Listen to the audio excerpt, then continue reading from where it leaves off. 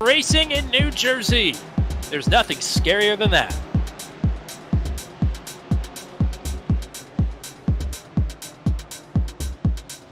Wheel to wheel in second. Gunter and Bensi. Oh! Bit of contact between, I believe that was Bonomi and Mike Pepper. Pepper brings it on but loses a spot. And Sanders is right here in the fight as well. Battling for the GT4 lead, JJ Wang has just assumed the top spot over Jarrell Williams, who goes wide. So move Wang to P1. Rene Garcia, what a heck of a start. Up from 6th to 3rd. JJ Wang under fire from Jarrell Williams here, headed into turn 1. Yeah, Williams all over JJ here and picks a good spot, a good braking zone there to try to make a pass, but still side by side there's contact. Wheel to wheel. That's just right there in 3rd. Oh, not too wow. far behind. Pepper way off the track. Sanders made a big mistake there. Slowed everybody down. Pepper's off again. This is a huge cut. But stays out on the rumble strips there. That was sketchy, to say the least. It looked to me like he may have had some sort of an equipment problem again, which we've seen from him before. Around the final turn to the checkers, Hunter Engrave picks up his 2nd victory of the season. Gunter will hang on for 2nd. Josh Hagee in 3rd. Working through the horseshoes, JJ Wang has let Jarrell Williams close up. The gap had closed a little bit, but it closed all the way here on the final lap. The Williams going to come this close to tasting victory again. Can he capitalize through the final turn? A good rally, but not enough. JJ Wang to the line, he wins his 2nd GT4 feature of the season. Green flag is out. We are back underway. Field barrels down into one of the best passing zones on the track into turn 1. Thompson from the outside pole, leading the charge. Corey Rutherford to the early lead here for the GT4s. Kenny Stepp, Jarrell Williams. No problems for Rene Garcia and Nate Morris. They've gone off the track and around. Wow.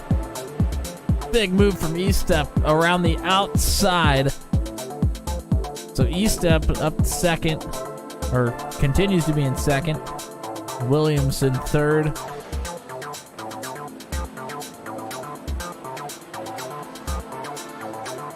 Bonomi. Oh, there goes Dave Payton. Payton around. Payton goes around as Bonomi was trying to work around him. Rick Thompson from the lead off the track on the horseshoe. Gives the top spot to Jeffrey Oaks. Oh, we got major problems. Rutherford off. That's Joshua. Matt Schlosser goes off as well. Goodness gracious. Everybody missing the horseshoe there. And that is certainly a lot of the darkness that we were talking about that has to plays a massive role in that. And Bonomi loses so much time here. Oh, Corey Rutherford off the track. Jarrell Williams to the top spot. Rutherford comes back on in 2nd, but has an on-rushing Kenny Stepp behind him.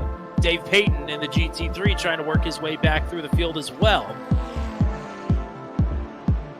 Matt Houston maybe trying to size up Jeff Oaks here for the lead, and Matt Houston to the top spot.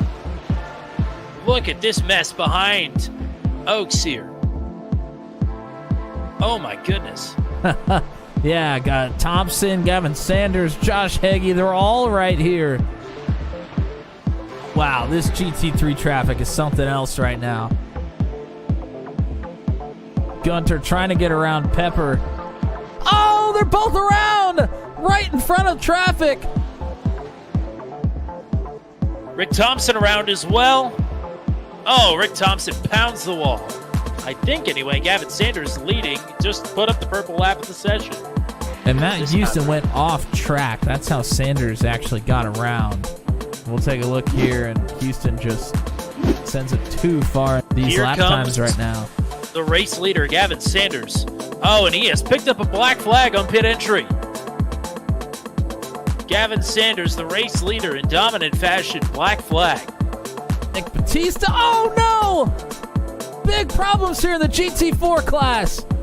Garcia involved, goodness gracious. Batista. I think that was Dave Payton also involved in the GT3 as well. That was ugly. Oh, Hunter Engrave. A problem. He's out. He's out of the race. So move Brody Gunter to second. But Josh Hagee, with one of the most dominant performances of the season, he takes his second checkered flag and does it in New Jersey Motorsports Park. Wow, and I think Engrave may have hit that incident limit like we talked about.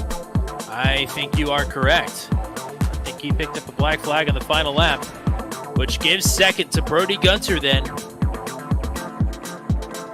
Margin of victory, 18.4 seconds. 9 starts, 8 second place finishes. It's finally Jarrell Williams' race. How about it? The streak is over, and this time everybody's cheering. Nobody's shocked or sad. This is a long time coming here. He will dominate the GT4s in the feature.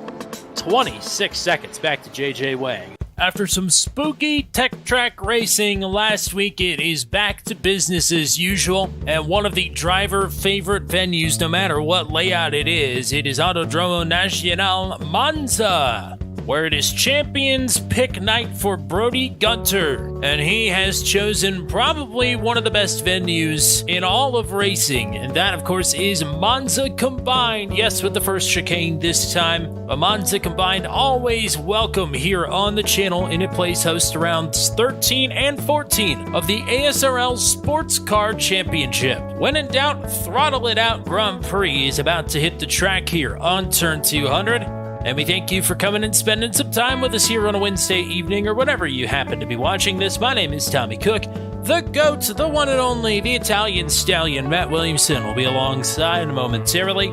A quick perusal of the points, starting first with the GT3s. Brody Gunter, the aforementioned reigning champion, still in control of the points, but after picking up his second win of the season last time out in the feature at New Jersey Motorsports Park, Joshua Hagee now is second in the points. Johnny Alford is slipped down to third. Mike Pepper and now Kevin Bonomi in the top 5. Caleb Bensi, with some problems, has dropped all the way out of the top 5 in the standings now. Switching over to the GT4 side of things, with Dalton Kilroe missing last week at New Jersey Motorsports Park entirely, it is now Jarrell Williams on the top step, leading the points by just a single marker over Ken Estep. And of course, New Jersey Motorsports Park fell completely into darkness last week, so it may come as a bit of a surprise to some that we actually had 2 drivers get themselves an entry into the MF Racing Design 00 Challenge pot. Brody Gunter in the 20-minute dash and Josh Hagee in the 40-minute feature.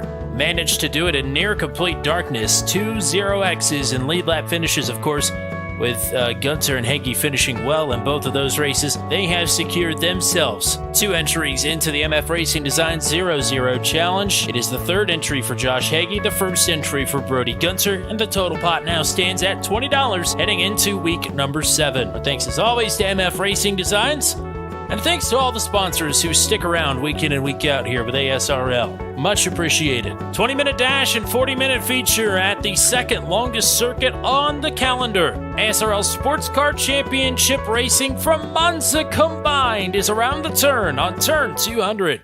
A blind night that uses echolocation, viewing the dark, treacherous world through sound. Trapped in a dungeon keep, endangered by combatants, where hazards lurk around every corner. Make sound to have vision, or don't and be stealthy. Avoid impaling threats throughout the dungeon to escape. Engage with other prisoners. Rogue Knight I've been hearing about. Could you find the key and unlock my cell? Free them to fight back with more allies. Let's take this guy. The dungeon labyrinth has many paths and even more traps. Struggle through the darkness to find your freedom.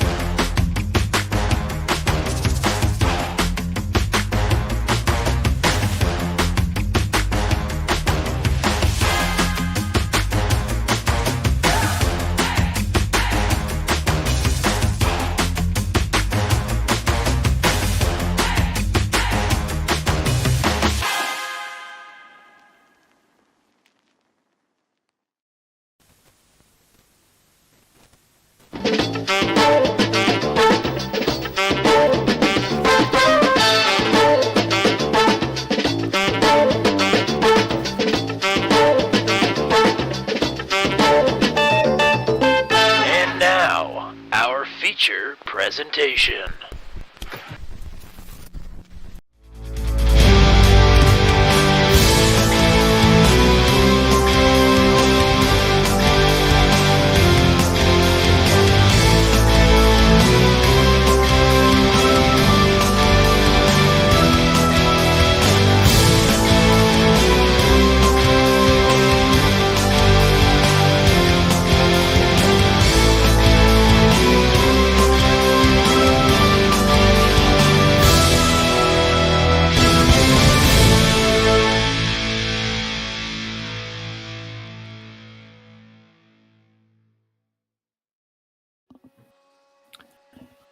Welcome back to Italy. Viewers have turned to 100. It's Tommy Cook. It's the one and only, our man, Matt Williamson, hanging out here with the ASRL Sports Car Championship. A couple of things have changed in the last 7 days, but what has not changed, it's GT3, GT4 multi-class racing with a fantastic group of drivers and one heck of a broadcast duo, if only for their chemistry. Matt, you and I, we've been fighting a lot lately, but it's nice that you and I could get some time up here back in Monza to take in some sports car racing. Yeah, this is going to be awesome. Obviously, you and I love this track. Monza combined. We do have the two chicanes now in this configuration and the big oval. Boy, this is going to be a show.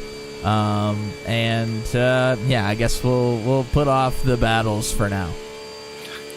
I was going to say, for the record, Matt and I have not been fighting. We've actually been, for whatever reason, it seems like there must be a carbon monoxide leak in my house because I'm quite loopy here tonight.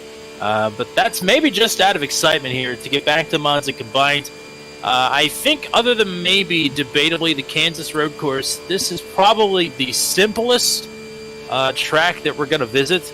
but I think that just opens it up more for aggression, which is something some of these drivers have been tiptoeing around this season as they get more familiar with their competitors and their car.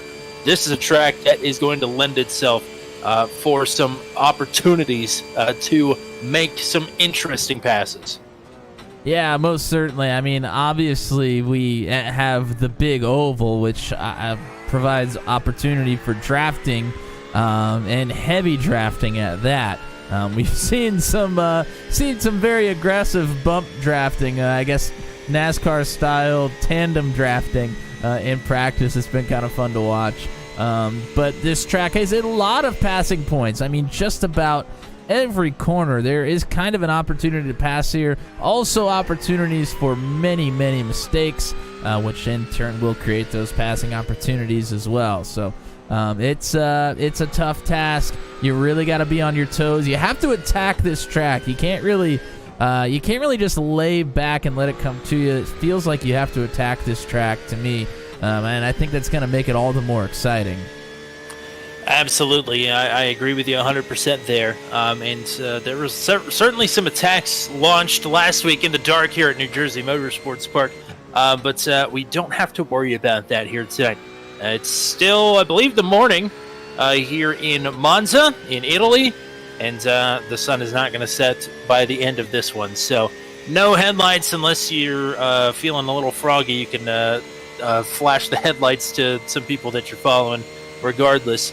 High speeds here for sports cars, 170 plus miles an hour for the GT3s, GT4s up over 160. Those are absolutely screaming around the oval and down the long straights here into the chicanes. Man, in the closing seconds of qualifying here, getting ready to switch over to the starting grid. Cannot tell you how excited I am for these drivers to win it out, throttle it out.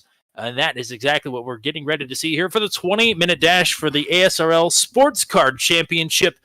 And with the Lone Dutchman pole award, it is Gavin Sanders at the top of the board here. He's looking for a big bounce back after a penalty took him out of contention last week at New Jersey. Hunter Engrave won the dash race at New Jersey. He starts on the outside of the front row. Current points leader Brody Gunter, he picked this track for the schedule. He will line up in third. Josh Hagee, last week's New Jersey feature winner, starts in fourth. Fresh off his encounter with an associate of Steven Spielberg, it's Matthew Short lining up on the inside of row number 3. Eric Coons is back in the field here tonight. He will start in sixth. Johnny Alford, Ryan Paldy on row number 4. Matt Schlosser and Mike Pepper round out your top 10. Bonomi back in 11th here, some work to do for Kevin. Joshua Rutherford will line up in 12th. Alex Allen, Jeffrey Oaks, Brian Dees, Dave Payton, Rick Thompson, and Jordan Probst and Logan Spath. I don't know if they are here or not. Regardless, they run out the GT3 lineup. GT4s, it is Jarrell Williams with the top time, fresh off of that long-awaited first victory of the season. He leads the field to green for the GT4s. Nick Batista will line up to his outside. Corey Rutherford and J.J. Wang on row number 2. Then it's Rene Garcia and Kenny Stepp, who comes into tonight just 1 point off of the GT4 points lead. Nate Morris, Fred Thompson, and Daryl Klotz, the rest of your starting lineup here. As drivers getting ready to roll here in Monza, Matt Williamson, long lap times in a timed race with small fuel tanks. It is going to throw a lot of wrenches and a lot of plans here tonight, I'm sure. Yeah, most definitely. I mean, this is a very large track. I think you and I were trying to do some calculations earlier, and for the 20 minutes, I believe that the number of laps that they will be able to complete is 8. They will take lap number 8 not too far before the timer runs out, most likely. Yeah, that's like kind of right on the fuel number, I think. Yeah. So that's it's gonna be interesting. I don't know. I don't think they'll have to save fuel necessarily, but it would be awfully close, I think. But that also sets up for the 40-minute race, the feature later on, There's really not going to be any room for strategy. Everybody's kind of going to have to come in on the same lap from what I can tell. So that'll be interesting. As always, one extra set of tires, one fast repair. No cautions unless we get a big crash there in the first turn, which could be possible here, I suppose. There is a 14x pass-through penalty and a 19x disqualification. And you mentioned that it was the morning. If we're looking at the weather, cool track temperatures, which is nice, 81 degrees here. Yeah, if you were with us a couple of months ago with the Daredevil series, there was no first chicane. There is the first chicane here tonight. The Variante will come very much into play after we make one full circuit of the oval, going right-hand turns. Gavin Sanders, Hunter Engrave, the ASRL Sports Car Championship storms into Monza. And the green is out.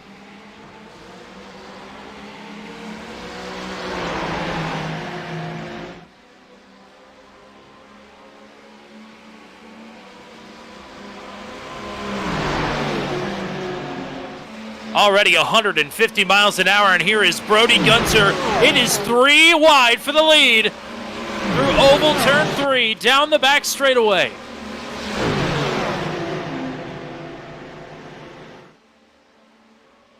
And here come the GT4 class as well. Oh, there's some contact there in the GT4 class.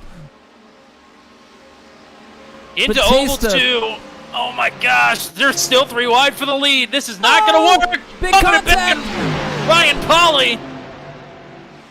3 wide for the first 2 rows, Indianapolis style. Gunter and Sanders clear of Engrave. The battling continues as we get ready for Variante. Oh, wow. Nearly trouble there. The GT4 class as well. This is insanity. JJ Wang with the advantage into Variante for the GT4s. Here is the slowdown for the GT3s. Oh. Is ever going to make it? From 170 plus down to 35 miles an hour. Oh, problems for Jarrell Williams, I do believe. He has gone at least off, if not around. Nick Batista. Now Bonomi, Brian Deese off into the sand. So major problems out of Variante into Curva Grande. Mike Pepper off as well. Oh, there goes one through that Schlosser, first I S turn, if whatever you're going to call it. And yes, you're right. That is Schlosser. So he has served his slowdown here. That will move him back a couple of positions. Gavin Sanders dipped the tires off there. So did Hunter Engrave, but Sanders continues to lead here. Looked like Howland might have been off track as well. Oh, problems, big problems in the GT4s. Multiple drivers off. I think Jarrell Williams and Corey Rutherford have gone off. Ken Estep as well. Jarrell Williams is still okay. That's Ken Estep, and I think Daryl Klotz was that other one.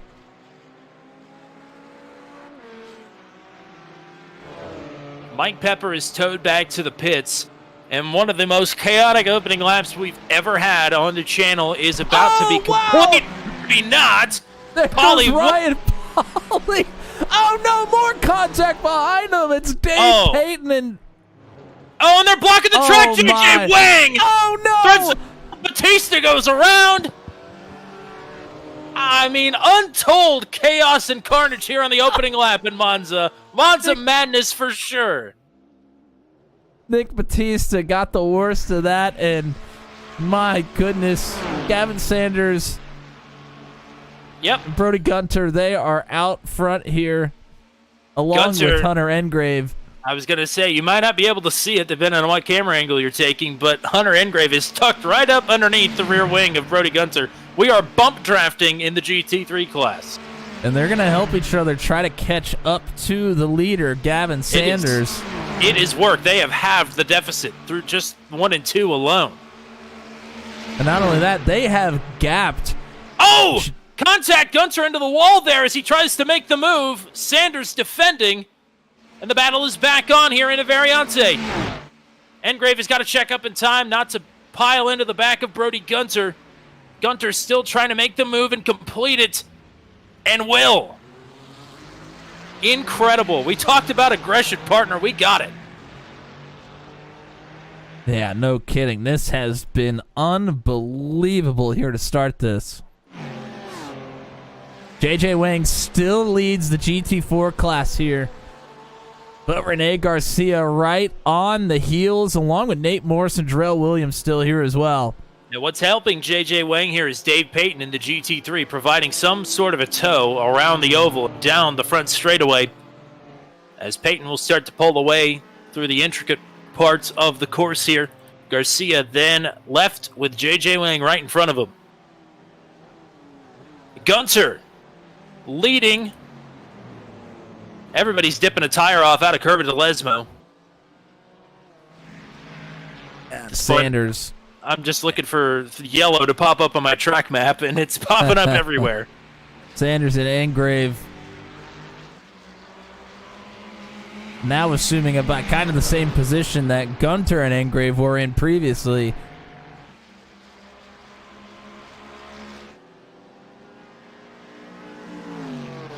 JJ Wang trying to create some separation from Garcia.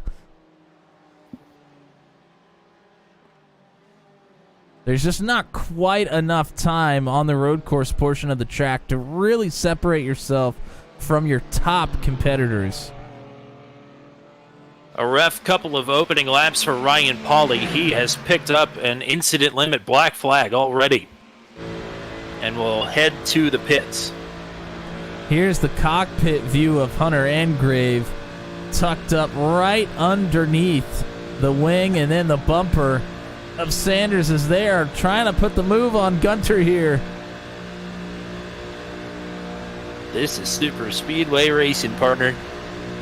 Nearly down into the grass there. Sanders has got to bring it a little bit further to driver's left. Now Gunter going to pull in line as Engrave pushes Sanders back to the lead.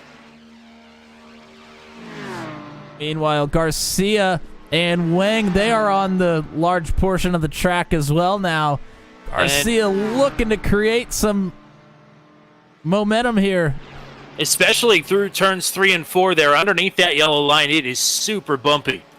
So Garcia pulls up to the left side of JJ Wang. They're looking for the lead as the leaders in the GT3 are nose to tail heading into Variante. Garcia will assume the lead here. Wang will have an opportunity here. Another long pull down the front straightaway into Variante. And he's not going to even wait to slow down for the chicane. He pulls out to driver's left here. May have just enough to disrupt the entry for Garcia, who's going to tuck in the line.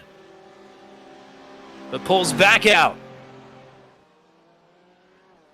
Should be an advantage for Wang, but it seems like Garcia got a pretty good little draft. I mean, that was a half a second of pulling out behind JJ and then moving out to the inside again and got a huge run just off of that one little second of drafting.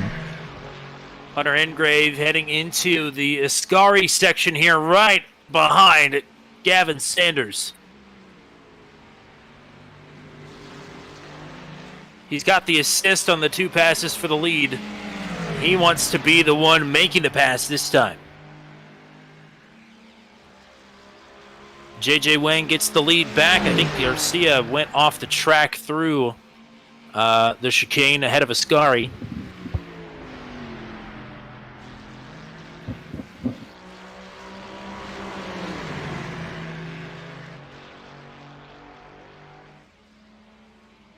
Here we go again. 3 laps complete. This is an absolutely bonkers. In Engrave, I mean, it's sort of the discussion of Chevy versus Ford in the super speedways. Engrave has got, with the Mercedes, that flat nose he's probably more comfortable pushing with than either Gunter or Sanders, and he's using it to great effect.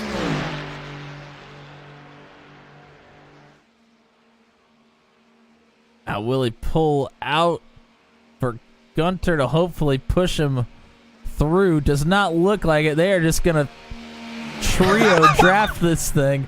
This is just unbelievable. Brody Gunter. I mean, a golf clap for him, ladies and gentlemen. He's the one that put the race on the calendar. And it is a sight to behold. Headed to Variante once again, top 3 in the GT3 class, all nose to tail. Matthew Short and Josh Heggie battling behind them for the 4th spot as well. They are side by side. And these 3 stay nose to tail through the entire thing. Here comes Short and Heggie. And Short is able to get around Heggie to 4th here. Garcia's pulled back up with the draft, had lost about 0.7 of a second, but with the draft is able to now retake the lead again.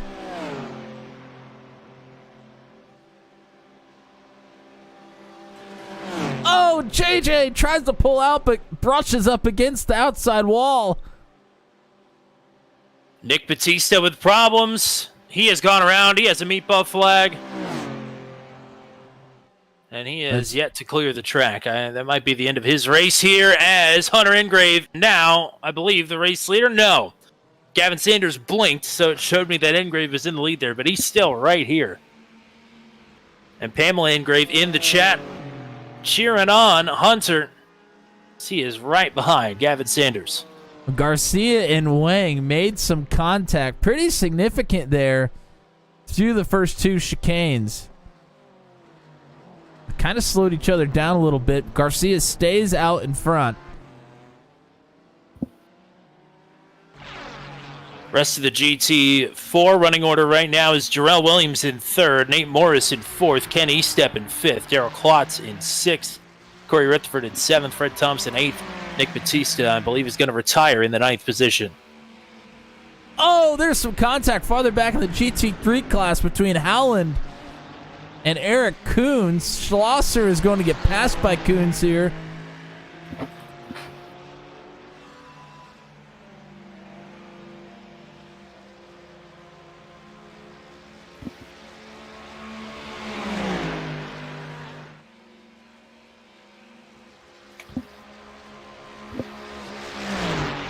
And I'm just now realizing why nobody looks familiar. It's because Trading Pains decided to turn off.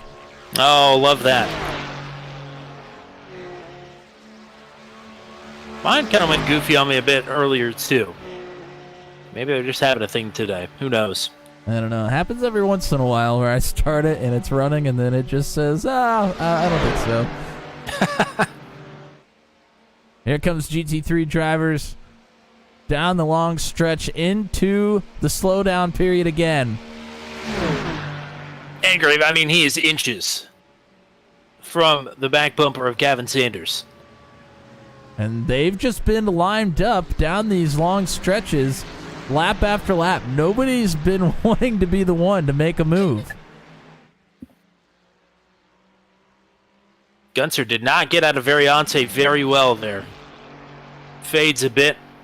Nothing he can't overcome with the help of the draft. Speaking of which, J.J. Wang back to the lead in the GT4s. But Garcia again, these two are just going to continue to swap the lead here through the oval until somebody makes a mistake in the road course and gets enough of an advantage. JJ's pulled out to the outside a lot earlier, now has to tuck in and looks for the inside now. Have not seen that move from Wang yet. We'll see if it pays off. It does for now, but the momentum can change so many times down this straight. Slowing down for the chicane. Still going to be side by side. Oh, wow. A little bit of leaning on each other there, but Wang prevails. Hamilton versus Verstappen there through the first chicane.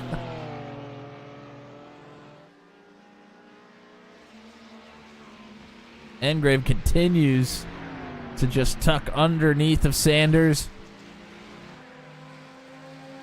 There's a three-way group here between Joshua Rutherford, Johnny Alford, and Kevin Bonomi. very much like the lead pack. They've been tucked in with each other.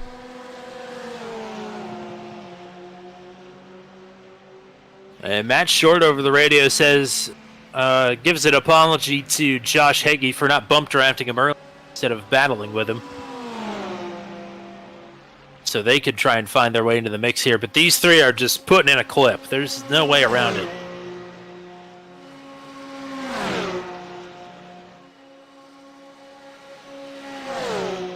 The question is, when will the move come?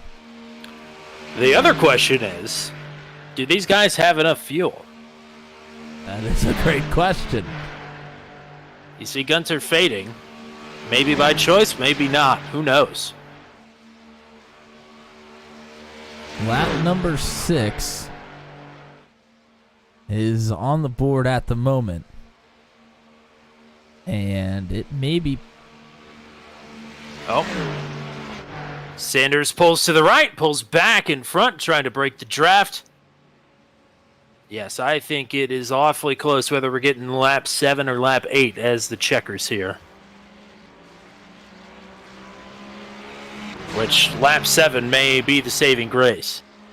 Yeah, if it's 7, they're definitely good. If it's 8, it's going to be close.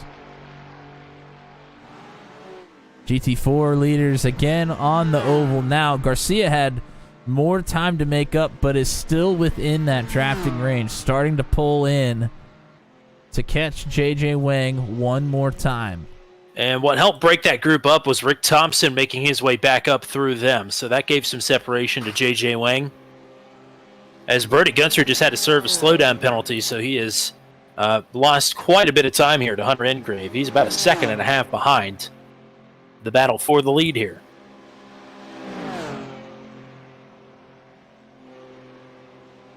Garcia pulls underneath of Wang.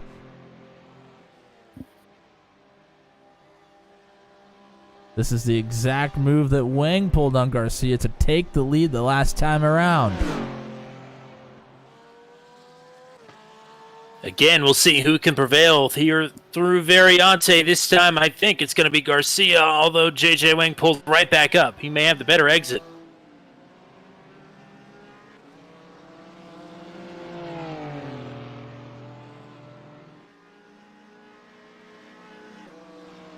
Lap 7 will be up on the board this time, and I think we're getting 2 more.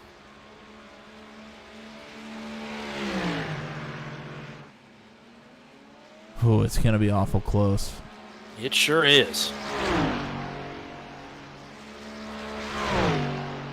I think you're right, but it's going to be close.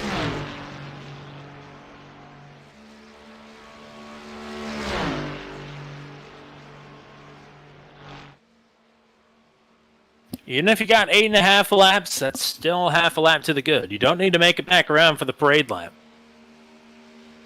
And look at this, the separation. You mentioned Gunter lost a lot of time to Engrave, and now that they've gotten on the big oval, Sanders and Engrave have been able to gap Gunter by about a second just in the last, I don't know, mile of the track. JJ Wang, I think, went for a low percentage passing opportunity on the outside into Ascari. It was door-to-door with Garcia and lost some time here. But again, still well within drafting range here as they approach the oval. Oh, wow. Pretty close there between Sanders and Engrave, but Sanders still prevails.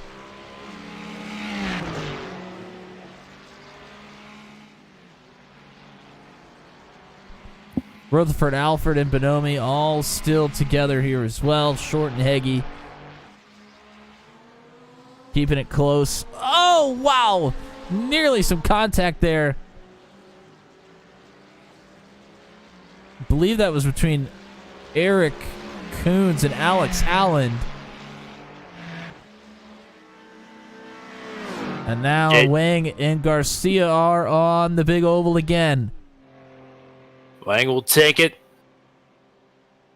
to the left here, or at least try. These guys will swap the lead at least 3 more times. On this, maybe not. JJ Wang trying to side draft here.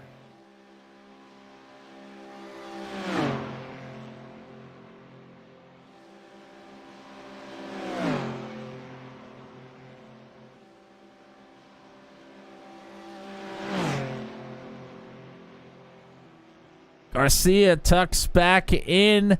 We'll see if Wang tries to protect the bottom. No, stays on the outside. Garcia goes for the slingshot. Sanders and Engrave have both been making offensive and defensive maneuvers here. It's the fastest chess game you've ever seen. Two fantastic battles for the lead here. Now the white flag is flying. Do we have enough gas? Are we going to bring these cars home in one piece? JJ Wang got through on Garcia through Variante. So Wang back to the lead again. That's been a great battle.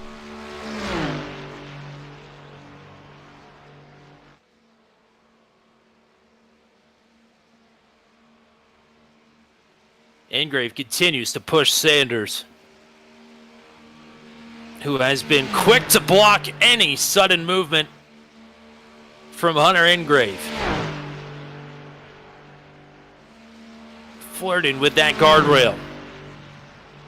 Oh, Sanders is going to try to protect the bottom. Engrave's going to have a run here. Where can he go with it? A great passing opportunity. Oh! Sanders again trying to break the draft, trying to set himself up for Variante. Stout defense. Maybe Engrave feels like there's a better opportunity somewhere. Not sure. He may just not have been close enough and didn't want to send it.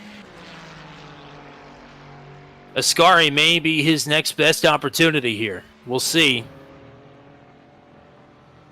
Wang and Garcia coming to take their final lap here.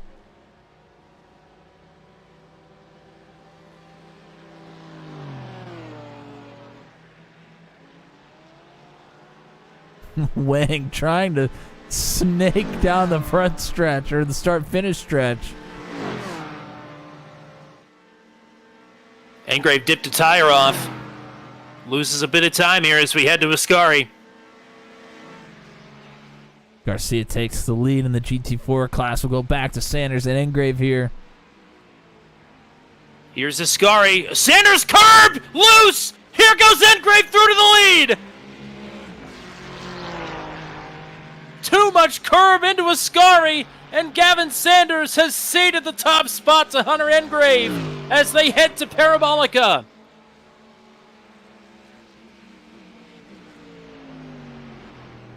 He was second fiddle all race long, but through the final turn of the circuit, Hunter Engrave is going to round Parabolica and take his third checkered flag of the season, this time doing it in Monza. Incredible. And Hunter Engrave's already in the YouTube chat saying, "Thanks, Mom." Unbelievable. Quick work there. Now we'll turn straight to the GT4 battle. Oh, and they have a GT3 car going around them there side by side. That's Mike Pepper, who picked up a black flag, or a meatball flag rather, almost immediately in the... It's Garcia leading Wang. Wang has a slowdown here, so we'll have to give up some time. Wang let Garcia through the first corner of the big oval. Oh, and Wang, he has to give up a lot of time there. That slowdown is clear, but yes, that is pretty much going to take him out of contention, barring what would have to be a disastrous mistake here from Rene Garcia, but we have seen it. Not from Garcia, just, here tonight in general. This is only the first race. This is only the first race. Incredible stuff. Garcia now into Ascari.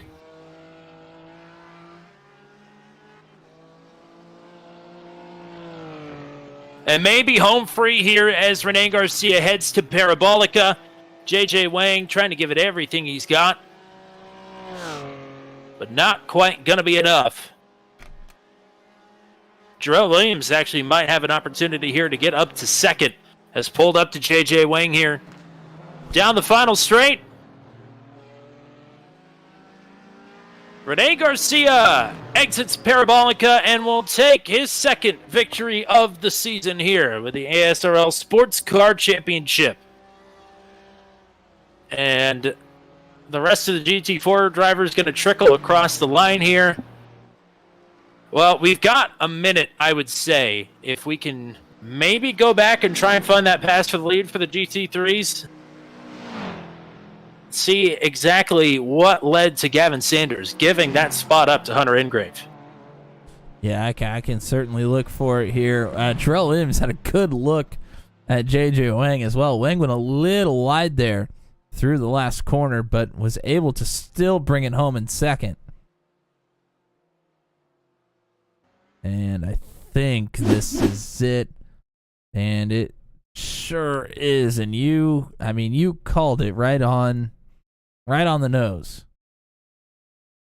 As Sanders tries to go through this left-hander, just catches too much of the curb, and it upsets the car, lifts it off the ground, makes it slide sideways, and he just catches that middle turtle right there. Oh, and we got to see the very beginning of it at least. Well, there you go. We'll go ahead and turn this around and talk to your winning drivers, Hunter Ingrave and Rene Garcia will be around the turn here when we come back on turn 200. Don't go anywhere. This has been a crazy night.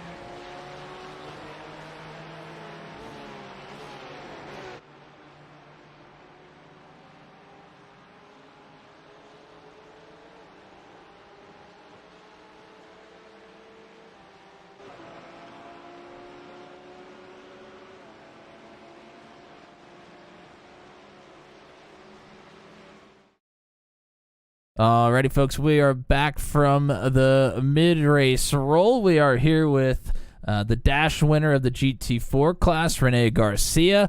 And, wow, that looked like a ton of fun out there battling with JJ Wang pretty much that entire race. Yeah, it was fun. To be honest, I was not expecting to fight for the win. I was just hoping for a podium, but Steve parted there. I took opportunity, and it was a tough battle. The draft really makes it hard to keep your position at the oval portion of the track, but it makes it really fun. Yeah, it's an interesting part of this layout that you obviously can try to get some separation through the road course portion, but you kind of have to play almost some mind games with somebody that you're battling there on the big oval. Maybe even give it up into the first turn so you have a shot out of the second turn, maybe. Yeah, you know what? I was trying to plan something like that. I honestly think my oval experience, 'cause I do a lot of iRacing oval, really helped me out there. It felt like the side draft really helped. I was able to get on the quarter panel, slow him somewhat. So that worked. It helped on the last draft session, and luckily I was able to hold him there into the. Well, not really hold him. We both kind of overshot it. I knew he was an overshooter after I saw him break late, so I tried to just slow it down as much as I could to not get a penalty, and it seems like it worked out. So I'll take it. I have no complaints. I'll take that win. Absolutely. Well, you worked hard for it. Great work out there. Anybody you want to shout out or thank you before we get to the feature? Yeah, I want to thank my family for supporting me, this crazy hobby of sim racing and being patient with me. I want to thank you guys, ASRL, Turn 200, DN Transportation, and Drive Click, and lastly, FTM. Hopefully you could go for the win in the race too. Sounds good, partner. Well, good work and good luck here in the feature. Thank you. Have a good one, guys. Oh man. We'll go ahead and turn this around if I can find him. Yep, there he is. I don't know why I missed him, but we'll go ahead and bring in a hot swap here for your GT3 winner. And how about it for Hunter Engrave? I mean, in spectacular fashion, first of all, congratulations on another victory here. But holy cow, you were in third and second for most of that race, pushing somebody to the lead, trying to make the move there. And patience wins out on what is probably the most hectic race of the season so far. Yeah, I was surprised that Gavin made a mistake. Gavin doesn't make very many mistakes. I got very lucky on that. But the Mercedes was the fastest car in the straightaway, and I just knew if I could get behind somebody, I was just gonna push them. I wanted to try to save a little fuel because fuel is a little tight. And once me and Gavin got a little bit away from Brody, I can tell Gavin was trying to back me up a little bit. He was trying to get me in the lead because then he could try to pass me in the last lap. I didn't want to. So Gavin was playing some mind games, and it was a fun race. It was probably the most funnest one of the year so far. I mean, from our perspective, it was absolute calamity, especially you don't see in sports car racing the leaders 3 wide and then 3 wide for fourth behind them very often, I would imagine. So but that is the exact scene that you're going to have to try and pick your way through here in the feature race, starting all the way in the back of the class. I mean, what's the plan going in? Because it seems like a daunting task, to say the least. There's going to be a lot of luck. No matter where you can place your car, you got to hope the person is good at driving as well and not wreck and all that. That was just like last week. Going to be stressful. Probably going to lose a little more hair. But yeah, no, there's basically gonna be a lot of luck for the first few laps, and then hopefully bum drafting can work and everything. But yeah, it's gonna be a lot of luck basically. There's not much strategy. It's just kind of like the stamp and send it. Well, we'll leave you to it here. Anybody else you want to shout out before we get going? Yeah, my mom, my dad, Dakota for making a beautiful Mercedes livery. You guys for doing always an absolutely amazing job at broadcasting. And then my teammate Kevin, who is having a little struggle today, but he's doing very well. Well, good deal, partner. Congrats on win number 3, and let's go get you win number 4 here. Good luck in the feature. Thank you very much, gentlemen. Well, we need a quick little debrief here. We didn't talk about this at all, but I'm going to make an interesting move here. We're going to see if we can get a quick word in here with the one true Matthew Shorts. You got a copy, partner? Yes, hello. What is happening? I know you and Josh Hagee were making a little headway there towards the end of the race. But first of all, it's nice to see you here on a Wednesday again. Yeah. Second of all, work in real life makes it difficult, but I'm glad to make it. This is going to be an interesting race here. Do you have a strategy? What'd you learn there in the first race that you think is going to apply for the feature? Partner up with somebody and bump draft a lot sooner and stop trying to race them like an idiot, because that's what I did. And we lost the lead group, so I apologize to Josh profusely that I got greedy and I wanted to race. So, but yeah, basically I think I don't have a plan until we get down to, I was going to say T1, but I guess it's technically T3 now, and see if I'm dead or not. And if I'm not, then we'll go from there and see who's around me and who I can partner up with and move forward. Matt, you got anything for Matt here? Hi, Matt. Hey, buddy. What movie set are we going to be working on next week? I'll never work in this town again, man. I was fired. I don't know what you want to say. You get fired by Steven Spielberg through a homeless guy. There ain't no movie set. Well, anybody else you want to shout out here other than acclaimed film directors? Gavin Sanders, Team Race First guys, the guys I'm currently in with, JJ, Eric, and I know Zach is actually just hanging with us. He's not actually racing. And buddy Sean, buddy Tim, just anyone who normally tries to come and watch the broadcast that I'm part of, and obviously you guys, because you're the reason I come to these things. Oh, well, how sweet. Good job on the P4 finish, despite all the chaos there. And let's get you 3 better here for the future. How about it? I will do my best, sir. All right, good luck. All right, that leaves us about 5 seconds to get this turned around. Anything that you're really looking forward to here? No? Okay, cool. It's time for the starting grid. Sorry about that. That's all good. We'll go ahead and start with the GT3s. I don't believe Logan Spath, Jordan Probst, or Ryan Pauly are here. So they are shown in the top 3 starting spots, at least for me. I think it'll actually be Mike Pepper that is leading the field to green. It'll be Rick Thompson then on the front row with him, Aaron Coons, Brian Deese, Dave Payton, Matt Schlosser on the next row, Jeff Oakes, Alex Howland, Bags, Johnny Alford, and Kevin Bonomi, Joshua Rutherford and Josh Hagee. Then it's Matthew Short and Brody Gunter on the second to last row, rather, and Gavin Sanders and Hunter Engrave, of course, bringing up the tail of the GT3 field. Then for the GT4s, it will be Nick Batista. After his problems, I'm sure he's very excited to be at the front of this field. Fred Thompson will line up to his outside. Corey Rutherford, Darrell Klotz on row 2.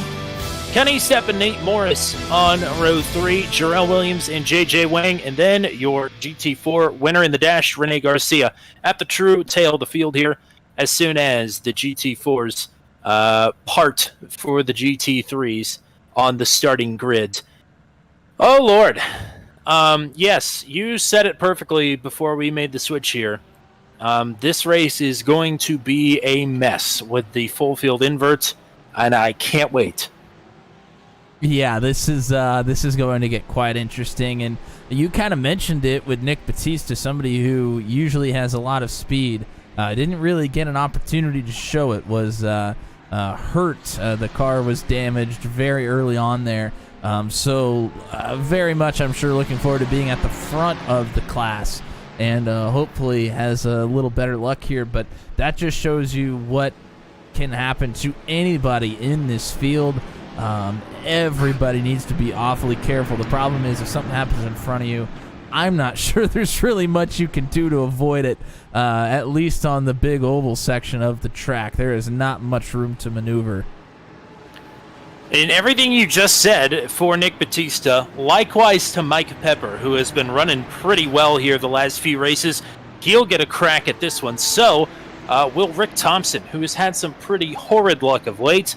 Maybe some clean air here out front at Monza will turn things around for driver number 76. We're about to find out, though, as it's time. Everybody strap in. We're doing it again. The feature. 40 minutes of racing here at Monza combined is about to be back underway.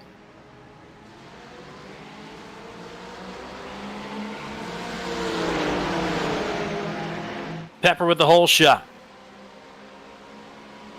Everybody leaving the top here, going underneath the yellow line right away. Rick Dixon hung out up top.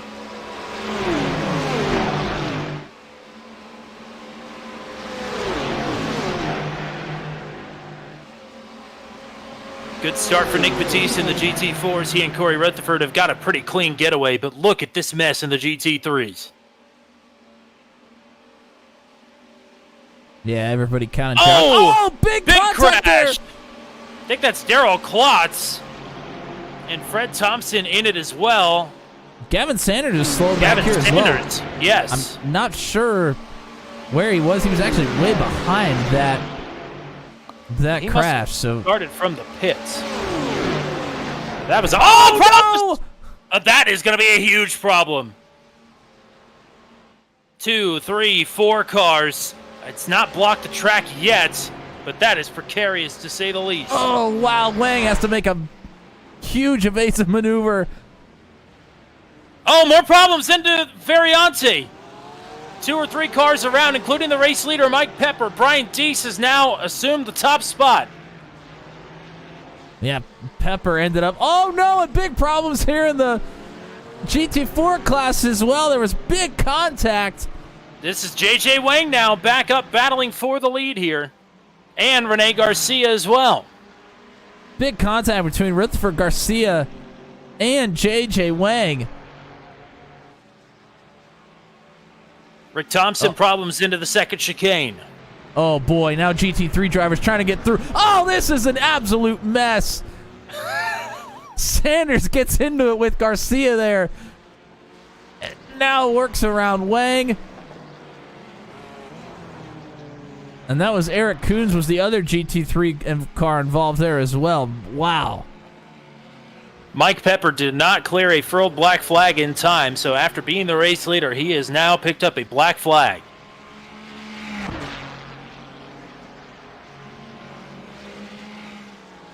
It's Sanders. Brian Deese and Matt Schlosser leading the way. Go ahead. Sanders, big deficit here, but has finally cleared the GT4 cars and can go to work on his own class.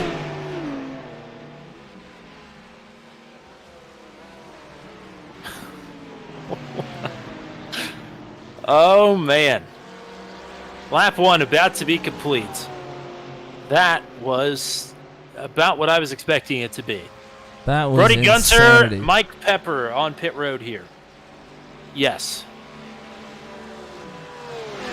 Now, if we can get a second, we're about to have a battle for the lead here for the GT3. Schlosser has pulled up on Deese. These two are running away Yes, they are. quite a bit here. Howland's stuck all by himself, has a big group behind him. Rutherford, Wang, and Garcia now the top 3 in the GT4s. They are all nose to tail. If we can get a 3-car scrap like we had a 2-car scrap last time with the GT4s, that is going to be a spicy meatball, as they would say. And hello to Ashton Crowder. I saw you commented right when we went green, but didn't really have time to talk about anything else other than what was happening. A bit of a defensive maneuver here for Deese on Schlosser as they head to Variante. Here comes that big group into Variante. This could be interesting. Everybody minds their own pretty well. Didn't quite make it through there last time. This time much better. Here comes the top 3 GT4s down the front straightaway. Oh, wow. Garcia went for the block. I wasn't sure it was clear. But is Wang trying to get good positioning into the left hand? No. Garcia will take it. And an interesting comment from Rene Garcia when you brought him up for his Victory Lane interview. Of course, JJ Wang becoming more of an oval guy. Garcia is an oval guy. He said the side draft was very powerful. So oval tendencies cropping up here. Corey Rutherford, obviously, also an oval guy. You saw him on an oval last night if you're watching the Venom Truck Series. So these guys get to road race oval style, if that makes any sense.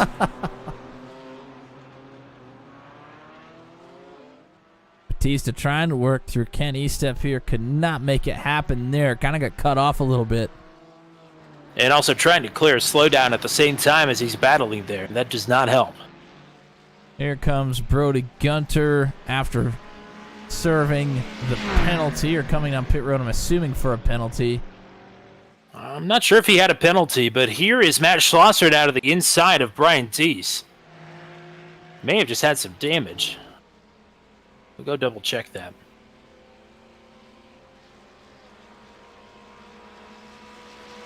I did not see Brody Gunter's name anywhere in the penalty report here, so I think he was just pitting for damage or for some sort of pit strategy that he's concocted here. Who knows?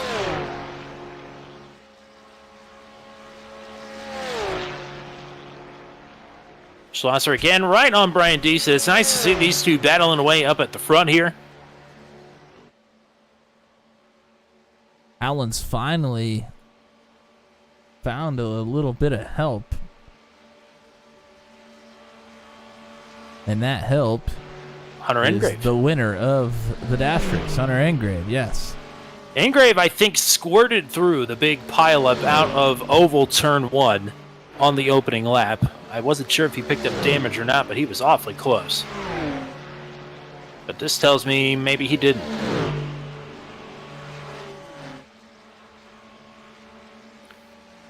And you see Schlosser here as Engrave is going to try and make a move.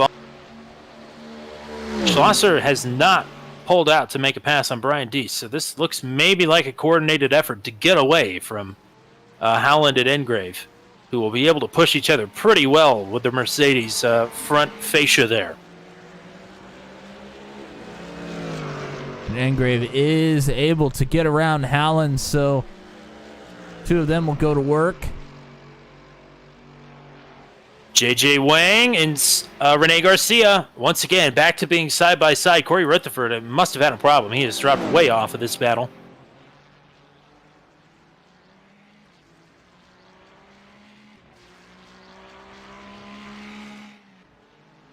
Garcia just does a really good job of getting positioning into Variante there.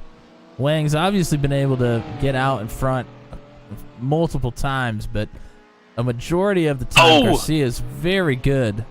Rick Thompson pounds the wall, I think, coming around Ascari, or rather Kurt Delesmo. He was just inside the top 5, and now he has picked up a meatball flag. So move Hagee to 5th, Alfred to 6th, Peyton to 7th.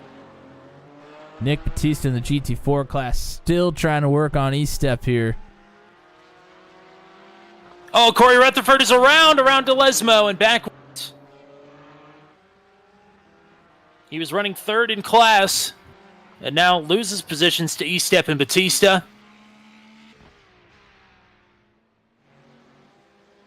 And that's Matthew Short trying to make his way through the GT4 traffic. So, terrible start there for Short.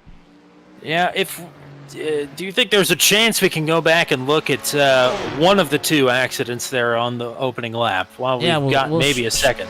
Schlosser has not been trying to make moves here on the oval, so I think this might be an opportunity. I'll keep watch of both of the battles for the lead here and wrap it up.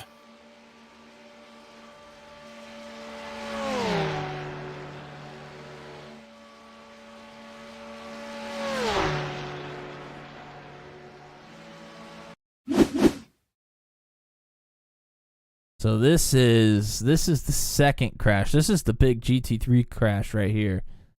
And this is where we just talked about Matt Short. This is where he gets caught up.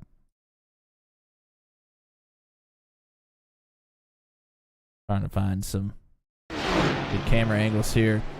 And there are cars all over the place. And he's just one of them that gets collected.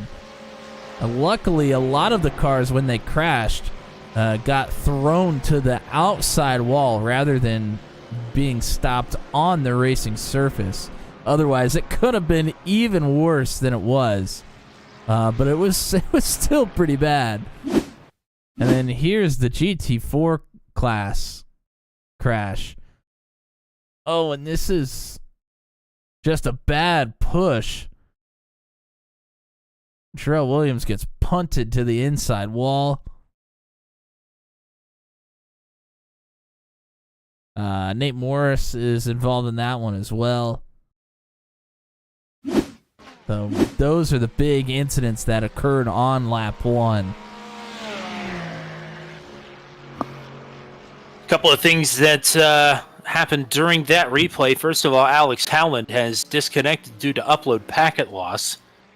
So he is presumably out of this race. Schlosser made a move on Brian Deese, but couldn't make it stick into Variante. J.J. Wang took a trip through this sand trap outside of Curva de Lesmo and lost about 3 seconds. So it's Rene Garcia out all by himself. Hunter Engrave in third. And I think Schlosser now realizes it's time to go because Hunter Engrave is closing in rapidly all by himself. So Schlosser making a move here around Parabolica, and he's got a nose out in front. But this is only going to help open up more air for Hunter Engrave to close in on this battle for the lead. And that battle between Batista and E-Step, to kind of put a bow on that one, Batista's finally gotten around E-Step, but I'm sure they're not done. Well, with 2 rough races, actually a good recovery for Jarrell Williams in the opening race, but it has not started out very well for Jarrell, so Ken E-Step has got to be licking his chops at this point. Again, came into the night 1 point off of being the points leader for the GT4s. So E-Step having a nice run so far. It's another uphill battle for Williams. As Schlosser now outright to the lead here, heading into turn number 2. That's oval turn 2. Deese back to second. Here is Engrave within spitting distance.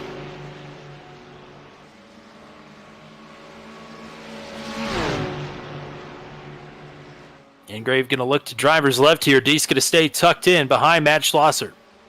Yeah, Engrave doesn't waste any time looking to make a move here.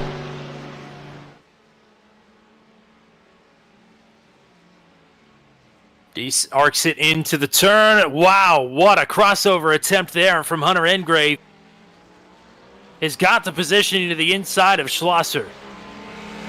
Wow, that was an unbelievable move from Engrave and has now cleared Schlosser. That was the southpaw jab into the right-hand hook, and Engrave gets a 2-for-1 special into Variante and takes the top spot back over.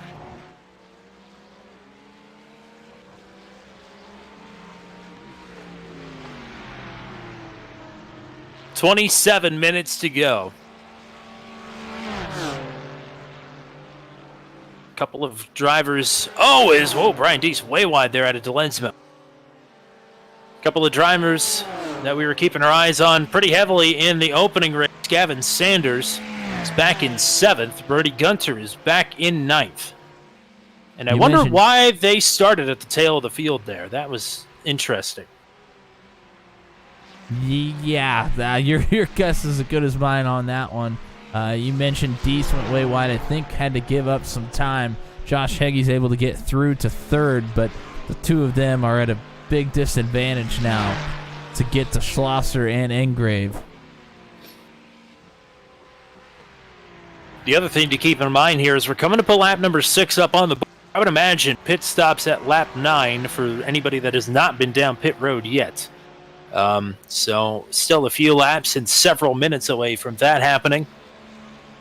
But something to keep rolling around in the noodle here as things get a little more spread out around Monza.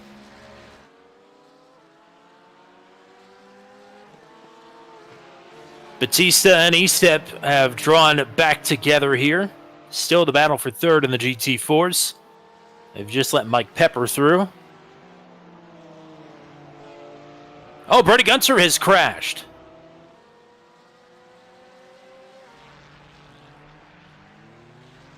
Either that or he cut through the chicane, one of the two, and had to give up some time. But either way, Brody Gunter lets Matthew Short go by and Rick Thompson as well. So Gunter out of the top 10.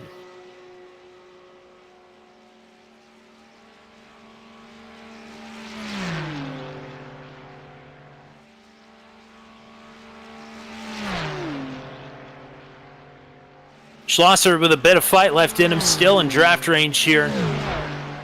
It's close to a couple of car lengths as they head back towards the first chicane.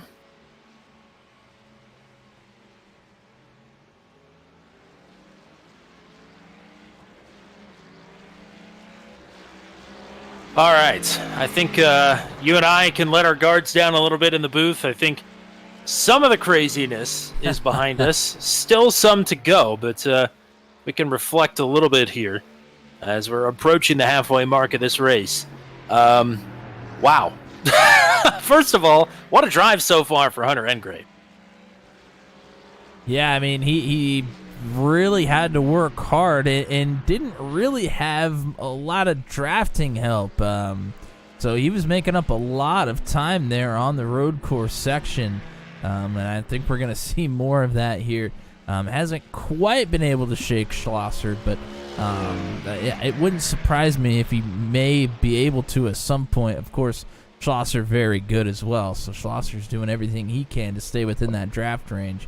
But yeah, this was, I mean, this is probably, after we saw the dash race start, this is pretty much what we expected. I didn't think we would see two major accidents though, and really they were separated by class because it was the GT4 class that wrecked first. Of course, they're behind the GT3 drivers, and then all of a sudden the GT3 drivers blew up as well. So did not expect to see that, but boy, has it been fireworks. So we have, well, we did lose Alex Hallen. He is now back out on track to note, but unfortunately his top 5 run is over. Josh Hagee is coming down pit road here, and I don't think he has a penalty to serve. So Hagee into the pits here, maybe shaking things up strategy-wise. Daryl Klotz, of course, had a big shunt into the barrier there on the opening lap. He has called it a night as well. And I'm hoping that's not a lap too soon for Heggie. I think it's a bit of a gamble. It's going to be close. He pits from 4. Well. Yeah, drivers talked about how close they were on fuel there in the mid-race interviews. So it's no joke. We are very, very close. So lap 7 is on the board. And, of course, Brody Gunter, the only other driver, and again, he may have picked up damage in that opening crash, but did not serve a penalty, so he came down and got service after the completion of lap 1. But we have yet to really see the wave, as it were, of drivers getting their scheduled service. Mike Pepper's gone through on J.J. Wang. J.J. was really hoping Pepper was going to catch him on the oval part of the track. Would have been able to maybe get a draft and catch up to Garcia a little bit better. Well, I'll tell you this much, he's cut that gap in half. It was over 3.2 seconds, and now it's about a second and a half here. So Pepper did help a little bit. But you're right, it would have helped a lot more if he caught him right here. Yeah, the problem is now, I think Garcia was able to get a bit of a help from that draft from Pepper now. So yes. Extending it a little bit more, I actually think that lead is back up to about 2.2 seconds at this point. But JJ is close to being within that range. Just needs to put a good lap in here. We may be coming for pit stops here as well. The next time around, might be able to get a little bit of time there on the pit stop as well. Gap up front for Hunter Engrave, 2.2 seconds. Schlosser has 7 seconds back to Brian Deese. And Johnny Alford not too far from pulling up on Deese here for third.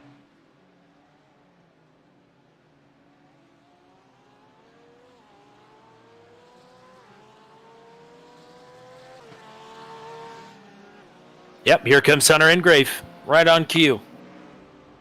Matt Schlosser to follow.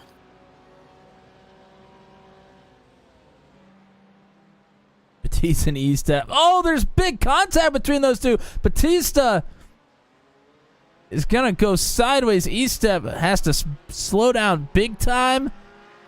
Still has not cleared that flag. That was heavy contact between those two. No meatballs. Another meatball for Rick Thompson, though, unfortunately. As for the GT3s, it was only Engrave and Schlosser on pit road that time. Next up would be, I think, Matthew Short down in 10th. But 3rd through 9th, all bypass pit road. 3rd through 8th, I should say. Matthew Short is in 9th. Rick Thompson with the meatball flag, and up he has just crashed again. So I think his race might be over here. He's right here at entry to pit road. I think he's trying to nurse it onto pit road, maybe get that fast repair. Well, I think he already used it, unfortunately.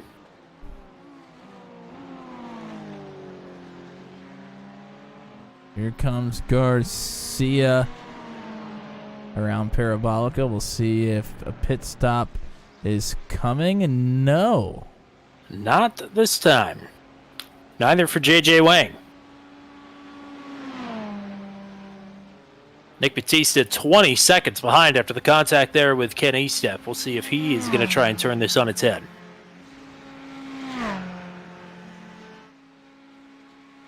And he will. So Batista from third into the pits. Ken Estep will answer.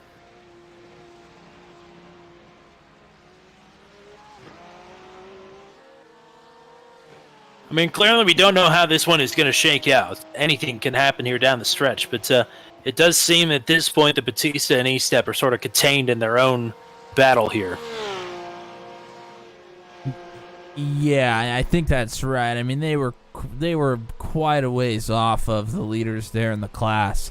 I think they're kind of in a class of their own. They don't really have anybody too close behind them, but I don't think they're going to catch Garcia or Wang. So it's Brian Deese in control of the field. Gavin Sanders over the radio is pitting this time. You would imagine that Deese and Alford will be pitting here as well.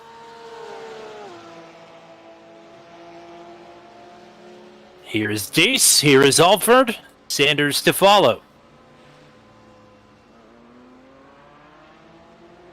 And a great drive from Sanders here as well to get up as far as he has. Yes, indeed. Dave Payton, Eric Coons also on pit road.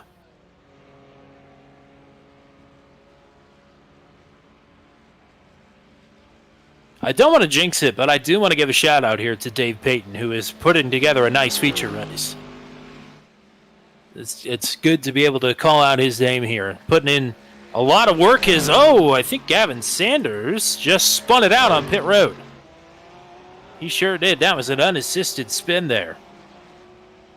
Wow, it's still having issues getting going.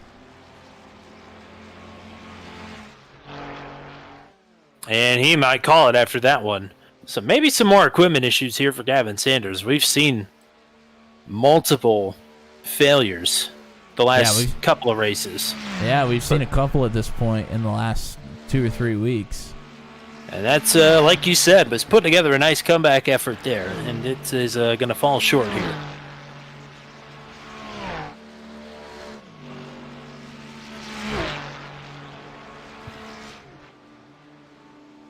So after the pit cycle here, of course, Josh Hagee pits a few laps before the rest of the field. He has cycled out to second, about 2 seconds behind Hunter Ingrave. Another 3 seconds behind Hagee is Matt Schlosser in third. Brian Deese and Johnny Alford then round out the top 5 for the GT3s. JJ Wang and Rene Garcia on pit road right now for the GT4s. Dave Payton, Eric Coons battling for the 8th spot here.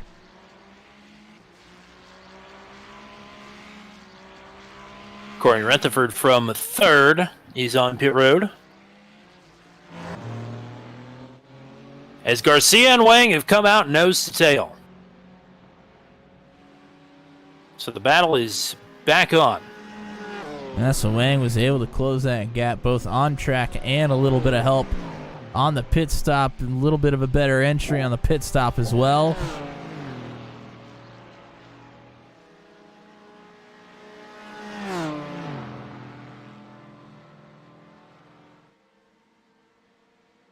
And they've got about 5 trips through Variante coming up to settle this one.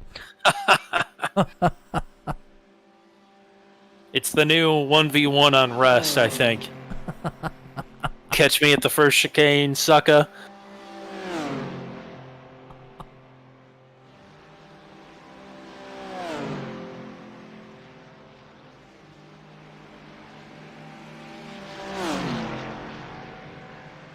That's exactly what we're about to see.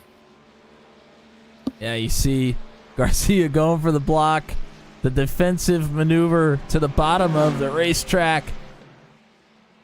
But if Wang can get a good run, we'll have positioning into the left-hand turn, and contact! Big contact! They both got a little bit squirmy there on the brakes. Tire's not quite up to temperature here. I think Garcia does have a slowdown here, so he will cede the lead regardless to JJ Wang. That penalty not yet clear. Now it's clear. So Garcia's clear to push once again. Matt Short, Brody Gunter now on pit road. Nate Morris has been on and off pit road as well. Oh, Wang a little bit slippy slidey there into the second chicane. Joshua Rutherford on pit road this time.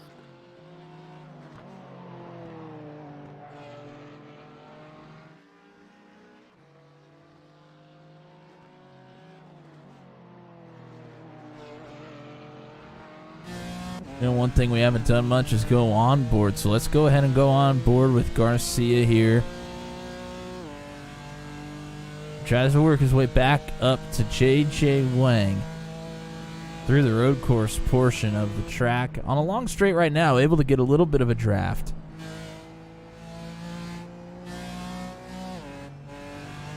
Has been able to close that gap here in the road course section. Yeah, he backed up Ascari really nicely. He's got a great pull down this straightaway. Getting ready to head to Parabolica, and then it'll be game on again. Lap 10 on the board when they cross the line. Josh Hagee just took a pretty big trip there through the gravel trap outside of Curva de Lesmo. So loses some time there to Hunter Ingrave.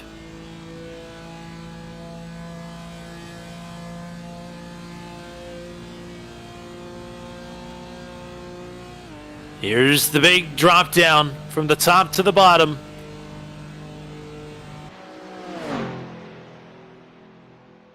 Can Garcia get clear? Wang fighting tooth and nail. Jarrell Williams pits from the GT4. Was running in 4th place.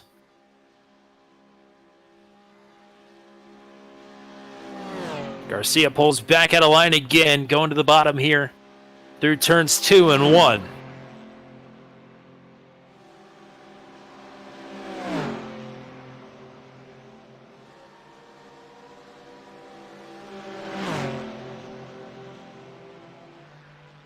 For my money, this is the best road course on iRacing. This layout in particular is incredible. It is quite enticing for sure. Garcia going to try. This is the same move between these two as last time. A little bit cleaner this time around. Still door to door though. Garcia might have the preferred positioning here. Nearly 2.5 miles around the oval to set up that pass into the first chicane. Wow, look at Wang still fighting back. We have not really seen anybody be able to fight on the outside. And pulls back into line. Would have had the preferred positioning there, but Garcia dips the tire off. And Wang is back to the outside into Delesmo. Sliding around. Wang is clear again. This has been an absolutely epic battle between these two.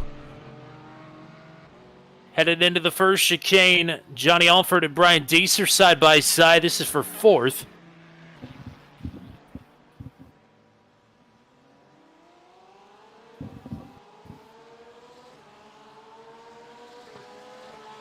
And I think Alford is going to take that spot at least temporarily.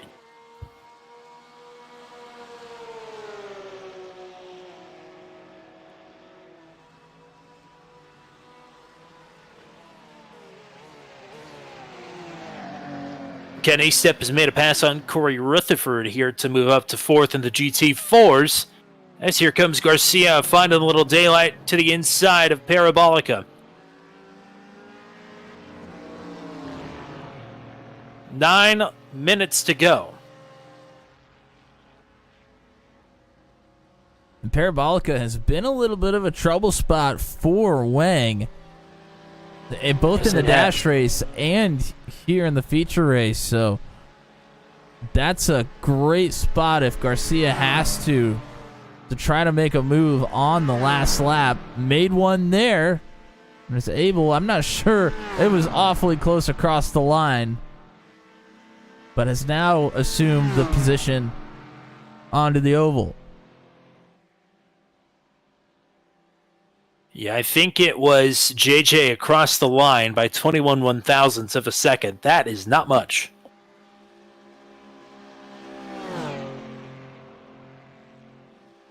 I'm glad they scored lead changes at the line and not when they actually happen on track, because we might have 100 lead changes just between these two at the end of this one.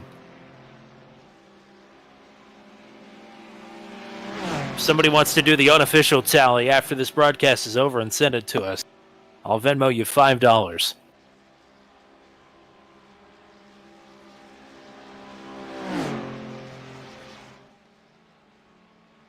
Again, side by side here. Into Variante 1, and this time Garcia decisively with the spot. And I like that Wang chooses the same position every time, but has kind of chosen a different path through Variante 3 laps in a row. Has really tried to force the issue the first time, was able to just kind of stay side by side the second time, and then pulls in behind Garcia the third time. Getting a good look at what you're able to do there to that first chicane. And that's obviously been the difference maker big time here in the race for many. So sizing that one up to try and make that move late. For the GT3 lead, the gap was over 2.5 seconds, but Engrave has had a couple of slip-ups here in the last couple of laps. That gap was down to almost under a second, now is back up to 1.25 seconds. But Heggie is closed in on Hunter Engrave here pretty significantly. And now might have a little bit of traffic to contend with. Not too much, though. This is obviously a really, really large track. Everybody really spread out. Is 6.2 miles big enough for you? Well, we got the Nürburgring coming up here in a couple of races, about a month away, though. If that's not big enough, I don't know what to tell you. I don't think they're going to put the Isle of Man on here anytime soon. Boy, would I love to see it, though. Yeah. A 38-mile motorcycle track. Let's put a truck race on there. Why not? one lap truck race. Wang and Garcia together again. This time Garcia in front, headed to the oval.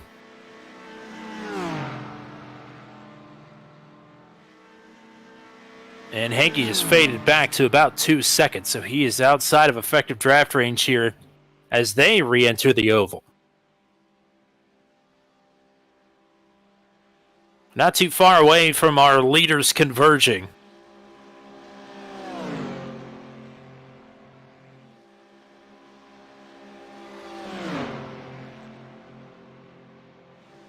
Engrave's opened that gap back up a little bit here. Now up to 2.5 seconds again. Here is the familiar positioning. Oh, now it's JJ Wang clear on Garcia out of turn 1. We've seen Garcia take this to the inside. Just like that. Draft. Wasn't able to get as good of a draft that time, though. And him making that move to tuck back into line right before he starts braking makes me nervous. We've seen Garcia be able to tuck in for just a second and get a little run to the inside, but wasn't able to do it that time. Another chicane coming up. Garcia searching around. Oh, nearly piles into the back of JJ Wang there. These two are using each other up. I'm sure they are tired of racing each other, but it's fantastic stuff.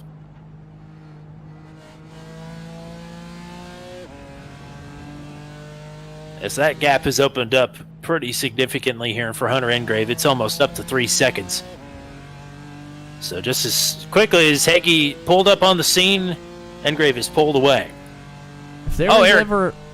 Eric Coons has gone around in a Variante 1, and I don't think he lost any positions here, but he is now backed up to Dave Payton.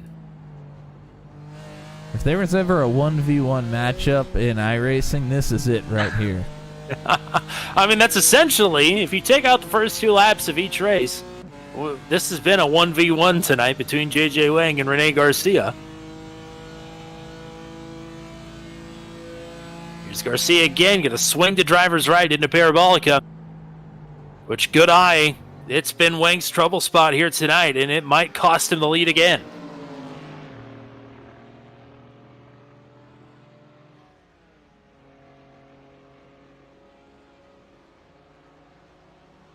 The only thing that Wang has going around Parabolica is he chooses the outside and might be able to get a little bit more speed and momentum onto the straight to get to the line first, but it's pretty minimal.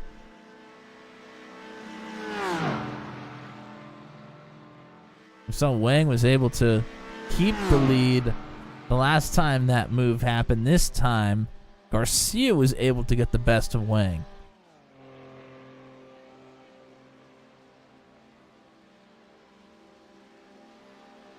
So this is far and away the closest battle on the track. We're watching Brian Deese try and get back to Johnny Alford here, but he is starting to lose out interval-wise to Baggs, who runs in 4th. That's the only other battle within 2 seconds, other than the battle for the lead here for the GT4. And it rages into the first chicane once again. 2 minutes and 5 seconds left to go. Not much time for these two to settle it amongst themselves. They are 24 seconds clear on Nick Batista, who runs in 3rd, and they might have just enough space here to get elbows out.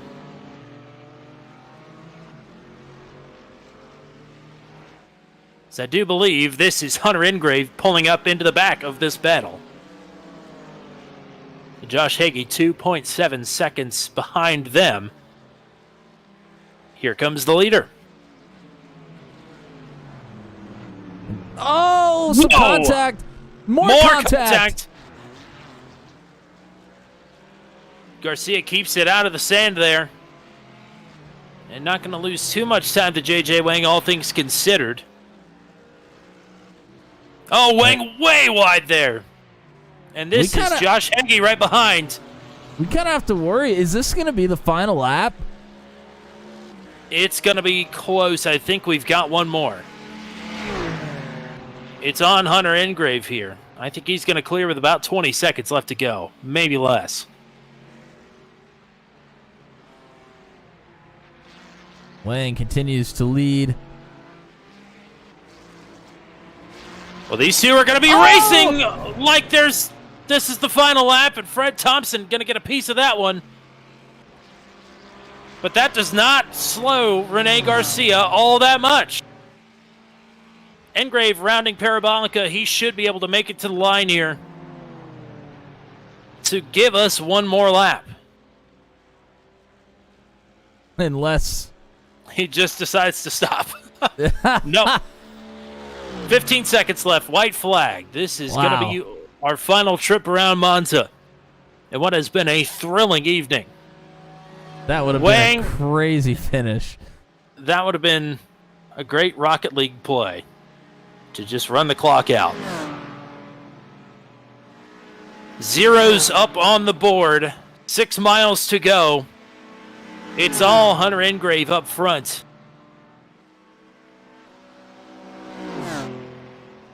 As Josh Hagee, you called it. 1 lap short on fuel. Hit pit road this time. So it is now Matt Schlosser in 2nd. And Hunter Engrave can walk this one home. No contest. All eyes on the GT4 battle. Wang trying to break the draft a bit. Garcia's going to take it on the outside. Wow, that was a quick move. Both of them running the apron here.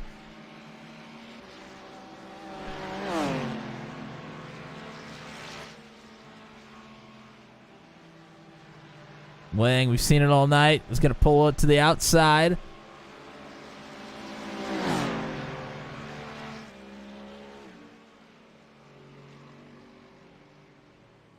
Oh!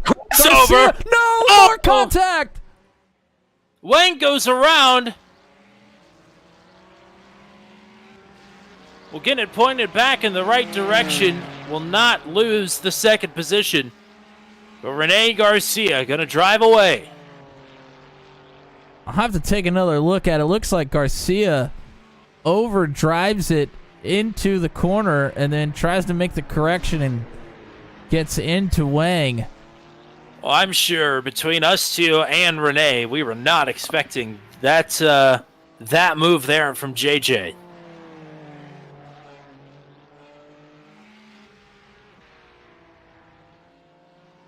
Definitely is we'll there- have to take a closer look. Yes. One more trip through Ascari, and it looks like it's going to be 2 sweeps, which after the start of this race, I would have said was nearly impossible. But what a fantastic job here tonight. What a fantastic drive through the field in the feature for Hunter Engrave. One more time around Parabolica. He got his 3rd win of the season earlier tonight, and now will sweep Monza combined. Hunter Engrave with his 4th win of the season with the ASRL Sports Car Championship.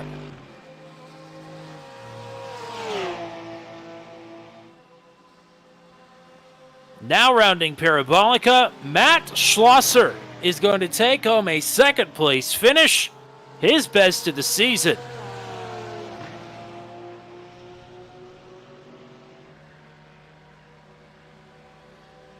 And Rene Garcia sweeps the night for the GT4s. Garcia, with contact on the final lap, will take the win. JJ Wang in 2nd. I mean, great battling all night between those two, but it felt inevitable. And a good battle there between Brian Dees and Johnny Alford to the line. Dees is going to best Alford.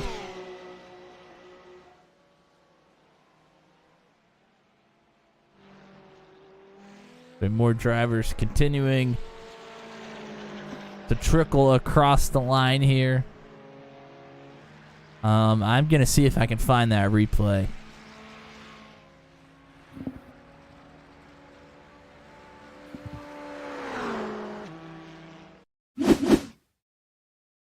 And this is a great view of it. Wang on the outside.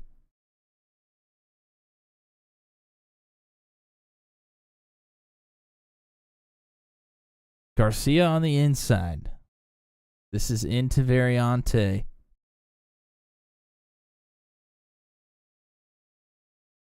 And Wang slows down, looking for a crossover move.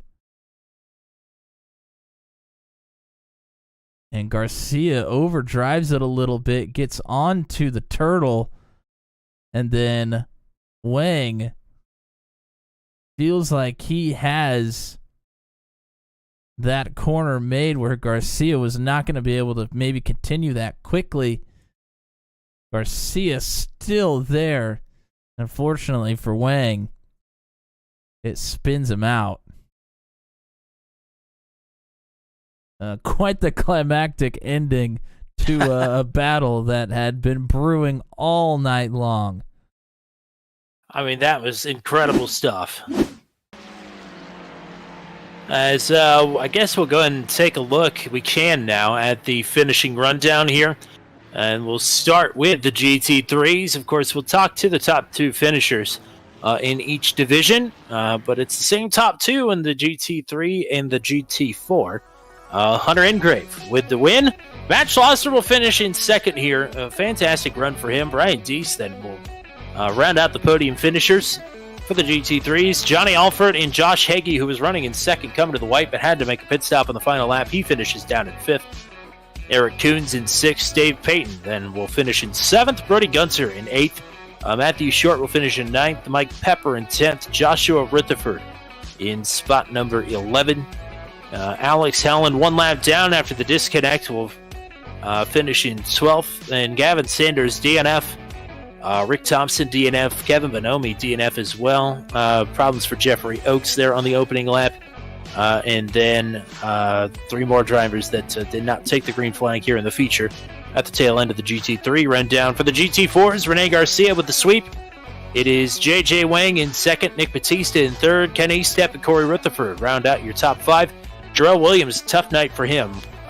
Third in the first race. Will finish 6th in this one. Nate Morris in 7th, Red Thompson, Daryl Klotz. The rest of your finishers here for the GT4s.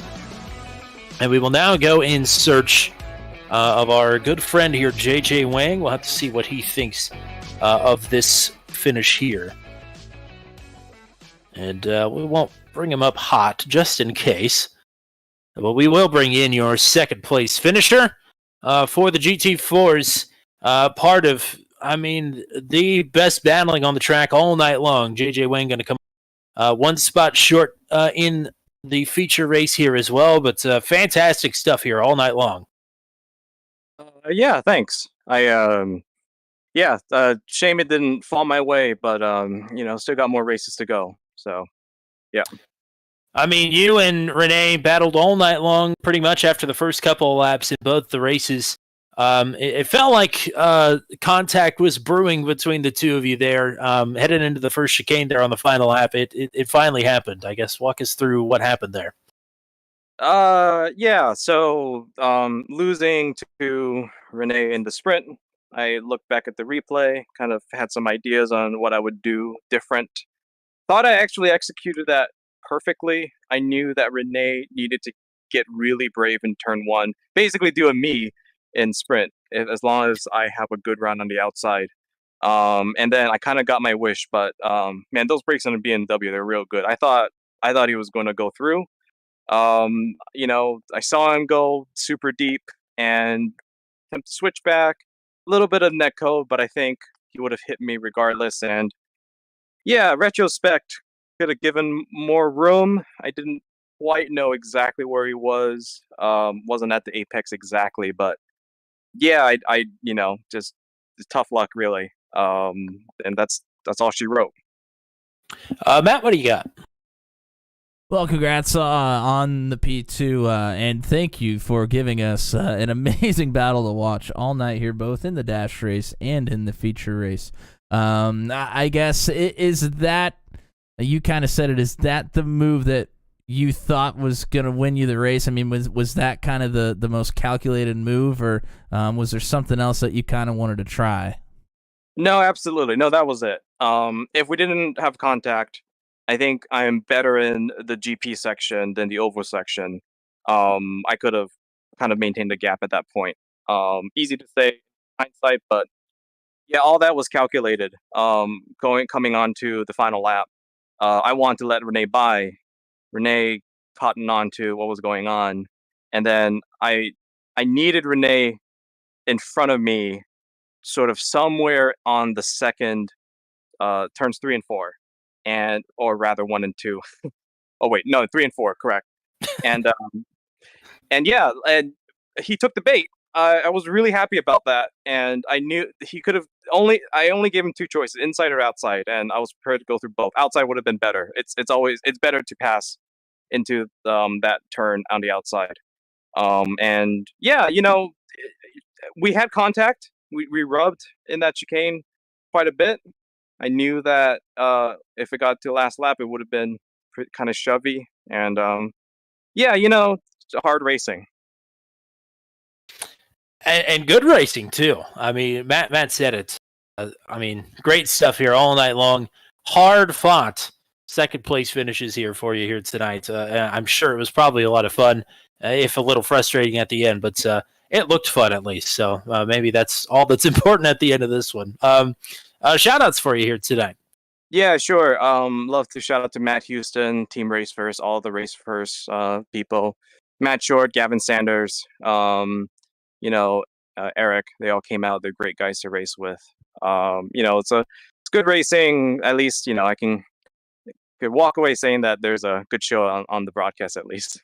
And then yeah, that's about it. Oh, and of course to you guys for the great broadcast. Well, thank you. And it's not like nights like tonight that make it easy. That's for sure. You're going to find yourself on the broadcast a lot after this one. So go celebrate a P2 here, and we'll catch you back here in a couple of weeks. All right, thanks so much. And we'll go and bring in your race winner. Sweep here tonight for Rene Garcia. Congrats on the win here, and another hard-fought one at that. Yeah, thanks, guys. Well, not the way I wanted to take it there at the end, but it was just a mistake. Apologize to the 61, but a W is a W. I'll take it. It was hard. It was fun. A lot of side-by-side and contact here and there. I like it. Respect for racing, how it should be. Just towards the end, I feel really bad. I was going to slow down, but I wanted that W really bad, so I just kept on going. I mean, really, those last couple of laps, it seemed like you and JJ were sort of setting up moves for that chicane on the final lap, just miles and miles in advance. I mean, talk about trying to have to hold the pedal down as far down as it'll go, and also playing a chess match at the same time, pretty much. Yeah, it was definitely tough. There at the end, he was definitely checking up a lot more. I was just pushing him. I could feel me pushing him. But that is the game for this track. It is a chess game. It's tough. It's not easy. Sometimes it works out and sometimes it doesn't, and you just gotta hope for the best into that chicane. And sometimes it works and sometimes it doesn't. Matt, what do you got for Renee here? Well, congrats on the sweep. JJ kind of talked about how his preferred line was the outside there into that chicane. Seemed like you kind of chose the inside most of the time. Is that something by design that you like the inside on that entry a little bit more? Or talk me through kind of that corner. I just felt like I had more momentum on the inside, especially coming out of the oval. Especially if the run did work out. But just breaking through the inside, I felt more secure. I knew that if I was on the inside, I wouldn't wash up and brake and to him or use him as a brake. So I knew that I will hold my line, and I guess I was doing that to avoid being on the outside and getting ran into. I used up here and there. JJ did use me up here and there in a few corners, pushed me wide into the gravel, but nothing too bad. I didn't want to get pushed wide there because it is a time penalty, and that really hurts there. So I just felt more confident on the inside and safer for my race. So I chose the inside for that reason. Well, I think you chose correctly because you found yourself back at victory lane here. Picked your way through the field there on the opening couple of disaster corners for the GT4 class in particular. But nice job here tonight in both races. And you shouted out a couple people in your first interview. Anybody else you want to shout out here while we got you? Once again, just my family, DN Transportation, Drive Click, you guys, ASRL, Turn 200, FTM, and looking forward to the next race. Thank you, guys. Absolutely. Hey, excited to have DN Transportation on board here for the rest of the season as well. That's very exciting stuff. So thanks to you for helping put that together. And best of luck to you here, I guess, during the off weeks. Best of luck in the off weeks, but also best of luck when we get back going here. Sounds good. Thank you, guys. Take care. All right. Now over to the GT3 side of things. Very excited to get Matt Schlosser back up here for the second night in a row. Welcome back to booth 200, and good running out here. Saw you up front there early in this one, and while we were watching the GT4 battle, Josh Hagee hits pit road there, coming to the white flag, and you sneak back up there for the P2. That's pretty exciting stuff here. Yeah, that's a tough break for Josh. I was saving gas. I had no idea if I had enough because I followed Hunter Engrave into the pits, and I feel like it was a little early. I honestly was so focused on just trying to stay in his slipstream because I knew I could really get a good shot at a podium if I could just latch onto him. And then he pitted, so I pitted, and then I was like, I'm not sure if I have enough, so I started saving, and I had a little bit of a gap back to fourth, and I think I would have been all right. But obviously, I think Josh pitted a lap earlier, so that was a tough break. He was fast. He deserved to be up there. But yeah, all in all, avoided. I feel like there was a massive carnage on lap 1. I just saw cars. I saw cars flying in the air in my mirror, and I was like, "Oh my gosh, I'm so happy there's an invert this time," because I would have been. I guess I took out a lot of fast guys because a lot of the usual suspects were not up front that I would normally see. So yeah, got lucky and held it together. Got a decent finish there. That's 2 nights in a row that all the carnage has been in the rear view instead of right. So that's pretty nice. Matt, what do you got for Matt? Well, congrats on the P2. I'm curious a little bit about this track. It kind of seems like a track that you really have to attack. It doesn't seem like you can really kind of lay back at any point. Other than maybe the oval, is it kind of nice to have a little bit of a break maybe? I know you're trying to still kind of battle to keep the draft, but is it nice to have that little kind of mental break there before you head into the road course again? Yeah, it definitely is. I mean, I was kind of don't get me wrong, when like opening lap, both the sprint and the feature was like Talladega, like ×2 the amount of stress of trying. Like we were 3 wide, and that was like, I don't know how. Like I was impressed that the first race was clean. Obviously, the second race was a little tougher, but yeah, it is nice to kind of have a little bit of break. Like the car has tons of grip on the banking. Like it allowed me to kind of check my intervals, check my fuel, all that stuff, and then yeah, it's kind of an interesting balance between the road course and just kind of like blasting down the highway in the forest. It feels like on the oval. So yeah, interesting track, definitely. Well, nice run here tonight, and you're battling up there for the lead there early in the feature as well. So it's always great to get to see you up front here, and we're seeing it just about every night of the week now. So good run again here tonight. Anybody you want to shout out or say hello to? I guess shout out to Aerodynamics for allowing me to draft behind Hunter Engrave and stay up there as long as I did, because that was key. He was fast. No other shout outs tonight, I think, but yeah, thanks guys for everything you do. Thanks to Corey for running the league and everybody else involved. Been having a blast here at ASRL and definitely enjoying it.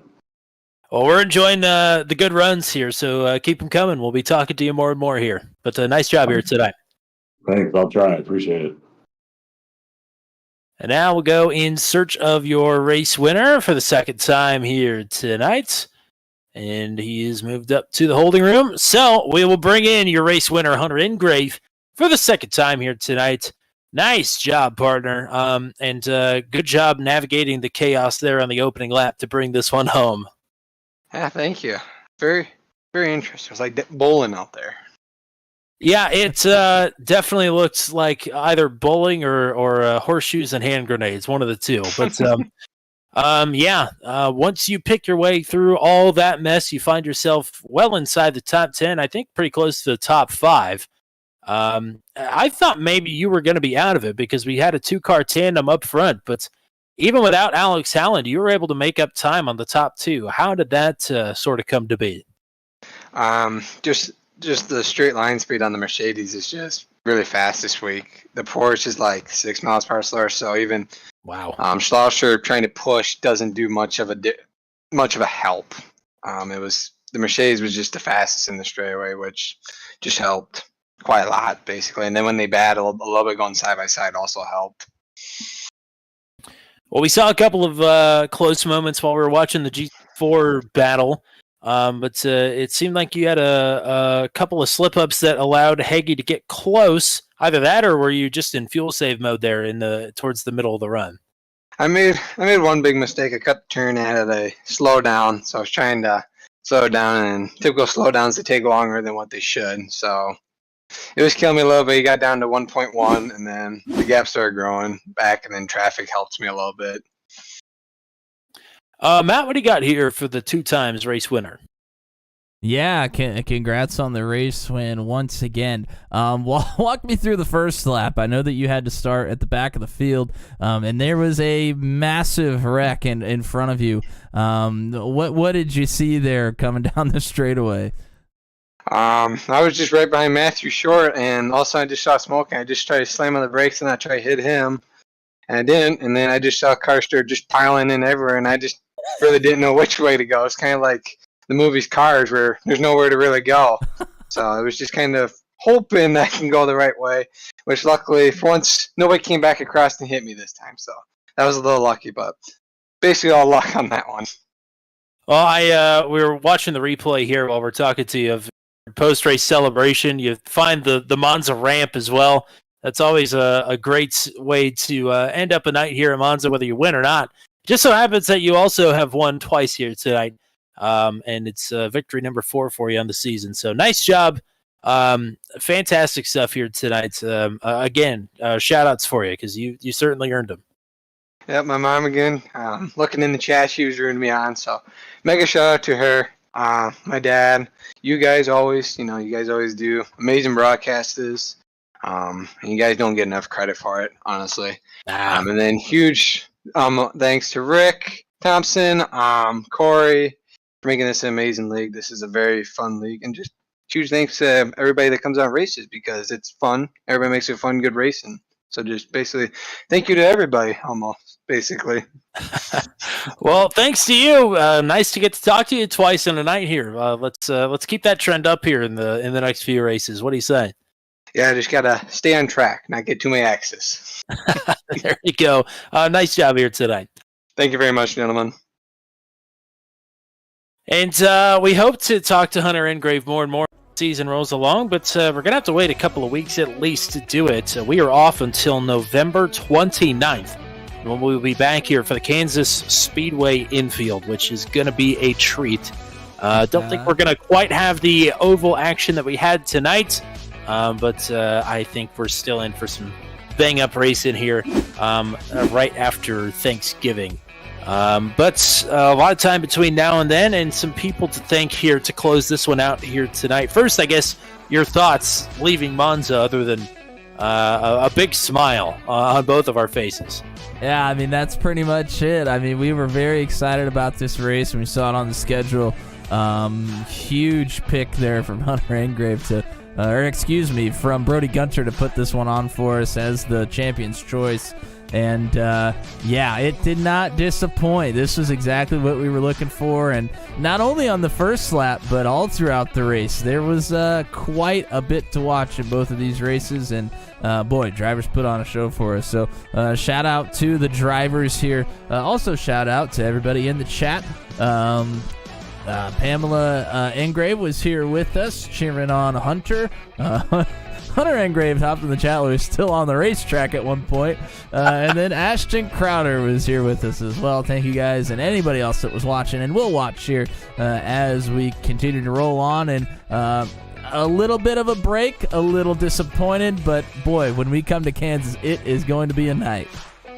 Absolutely, and that's not the next time we'll be on the channel. Of course, we'll be back here tomorrow night with the Maximum Velocity Racing League at Martinsville for round number 18 of 20. They are getting down to the nitty-gritty, and interesting plans tomorrow for Ashton Crowder. May or may not be there. So championship is in the balance. We will have to see. Then Sunday afternoon, we are at Lime Rock Classic for the Mission R Challenge official broadcast top split strength of field there. Of course, no Monday action yet. We'll be back on Monday shortly. Tuesday for the Venom Truck Series, we are at Phoenix for the Turkey Trot 140. And that is going to be it. Again, no more Wednesday action until November 29th here for the ASRL Sports Car Championship. So thank you to everybody that sponsors the ASRL. DN Transportation coming on board in the last week here for no particular reason. But thank you very much to DN Transportation. Thank you to Lone Dutchman Racing. Thank you to MF Racing Designs. Thank you to CJR Graphics. Thank you to Mullet Music Productions. Yes, I think that is everybody to thank. Let me just check. Yep, that is everybody we're going to thank. We're not thanking anybody else sponsor-wise. Hey, Big Mac, Cat Attack, I think, 911 in, just joined our Discord as well. That is a thing you can do if you're hanging out with us here. Go ahead and join the Discord. So thank you to Big Mac. I guess that's just Big Mac Attack. I don't know why I put Cat in there. I can't read sometimes. But thanks for the chat. Thanks for joining the Discord. Looking forward to getting to talk to you here in a bit. Thanks to everybody for coming to hang out with us here tonight. Thanks for everybody with the ASRL. Thank you to the GOAT, Mr. Matt Williamson. We're going to go celebrate what was a successful stream here tonight, a fantastic race. So until we meet again, I'm Tommy Cook. We are saying so long from virtual Italy, where Hunter Engrave and Renee Garcia sweep Monza combined.